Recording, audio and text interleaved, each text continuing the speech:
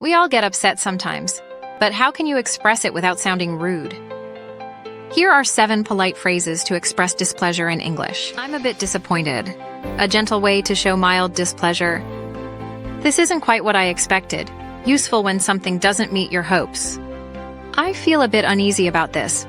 Great for expressing discomfort without blaming. I'm quite frustrated with this situation. Shows moderate displeasure while staying calm. I can't help but feel let down. Honest but still respectful. I find this rather troubling.